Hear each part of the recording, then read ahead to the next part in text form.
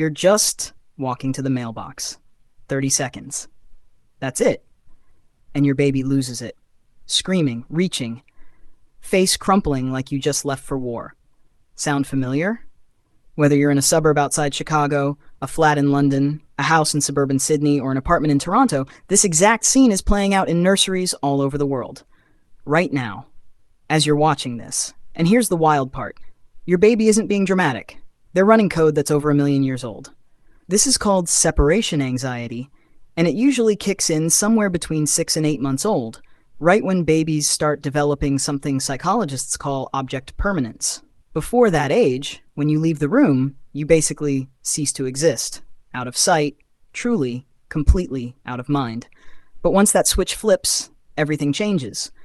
Now they know you still exist somewhere. They just don't know where, or when you're coming back, or if. And to a brain that's only been alive for half a year, that uncertainty isn't a minor inconvenience. It's terrifying. Now here's where it gets genuinely fascinating. Think about where humans actually evolved.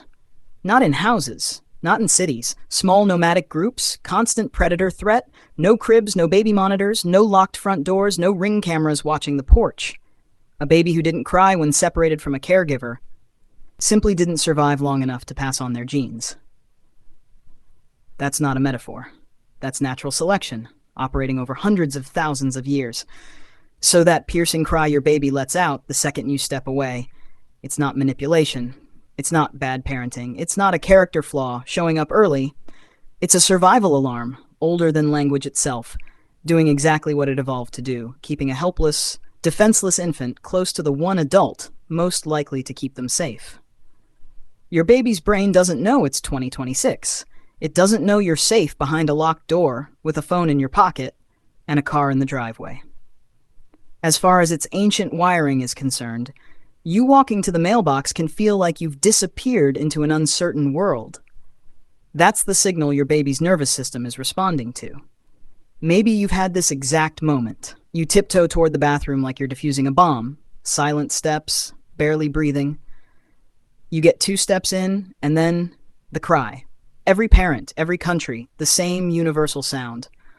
Or the classic one, you hand the baby to grandma, just for 2 minutes, just so you can shower, and suddenly it's the end of the world. Arms reaching, face turning red, a wail that seems to say, "How could you do this to me?" You're not doing anything wrong. You're not spoiling them. You're not failing at teaching independence. You're simply the safe base for a nervous system that hasn't caught up to modern life yet. And honestly, that's kind of beautiful. Here's something worth pointing out. This isn't a Western parenting thing, or a modern thing, or something unique to any one country. Anthropologists have observed this pattern across very different cultures, from hunter-gatherer societies to farming communities, to modern cities across the United States, the United Kingdom, Australia, Canada, and beyond. Different parenting styles, different feeding routines, different sleep arrangements, but the same underlying wiring showing up in babies everywhere. And because underneath all the cultural differences and all the parenting debates you see online, there's a shared biological blueprint. One that doesn't care what country you're in, what parenting book you read, or what your in-laws think you're doing wrong. So what actually helps? First, you don't need to stop leaving the room. That's not realistic. And more importantly, it's not necessary. What helps is predictability. Short, low-pressure practice separations. Peekaboo. Yes, that simple game is actually helping your baby's developing brain. Narrate what you're doing, even before they understand your words. "I'm just getting a glass of water. I'll be right back." Over time, their brain starts learning a pattern. Not through language, but through repetition. You leave, and you come back. You leave, and you come back. That repetition teaches one powerful lesson. Leaving isn't the same as disappearing forever. And that lesson becomes one of the foundations of secure attachment.